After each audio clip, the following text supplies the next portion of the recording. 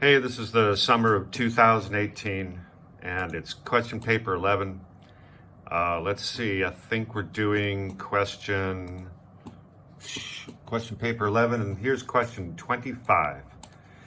So, which characteristic will show that a country has significant absolute poverty?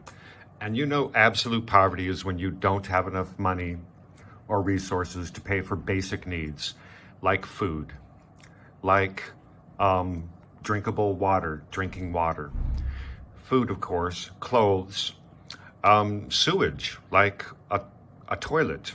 Maybe you don't have enough money to even have a toilet. And they mention also a house with a floor. Some people have a house without a floor. So what will show that a country has significant absolute poverty?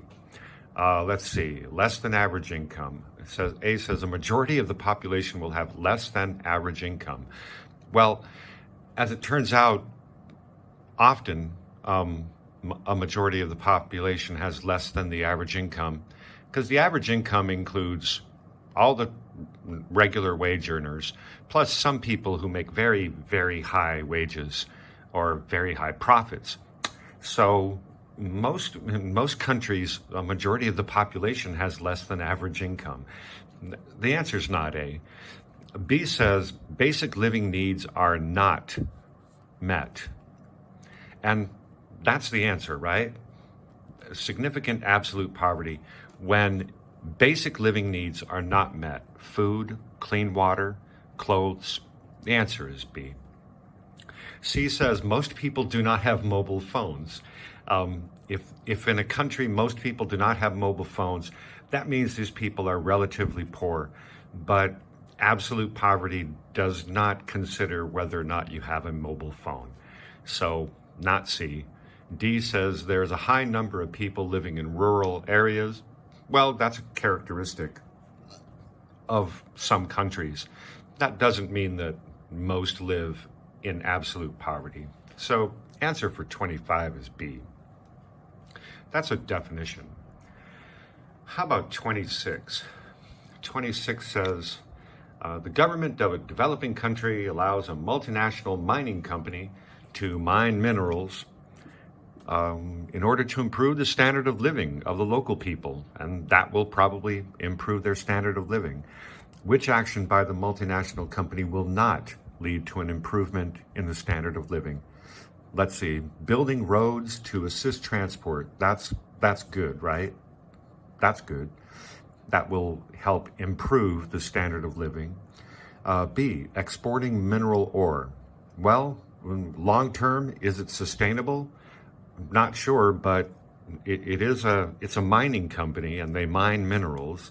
So, and they'll hire people, local people. So this will obviously lead to an improvement in the standard of living of the local people.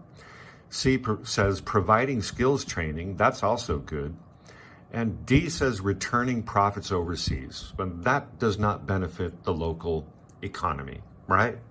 So answer for 26 must be D, because A, B, and C benefit the local people, the local economy, the standard of living in general. Let's look at 27. 27 says a country has decided that it wants to increase free trade with its partners. Yay. David Ricardo would be proud. Which measure would help it achieve this objective? A higher quota on imported cars. Yeah, probably. Let's read the rest. That will increase trade. B says a subsidy to domestic car producers. Well, that will reduce the cost for domestic car producers of cars, and they'll probably export. But I don't think that's what this question is looking for. C says an embargo on cars produced in other countries. An embargo is a ban, right? An embargo is a ban. It means zero imports of cars. That does not increase free trade. And free trade is trade without barriers. This is a barrier. because if you reduce the cost for local producers, then you'll have less imports because the imports will necessarily be more expensive. Let's see. D says higher tariffs on imported goods. That is not free trade. That's against free trade. Hey, so A is the answer. Why? Because a quota is a number. A quota is a limit. So a higher quota on imported cars would be, for example, first, they allow 1,000 cars to be imported. And then later they say, we'll increase the quota to 2,000. So that's an increase in free trade, right? That's more cars imported. A higher quota. Quota is a number, a limit. So that's question 27.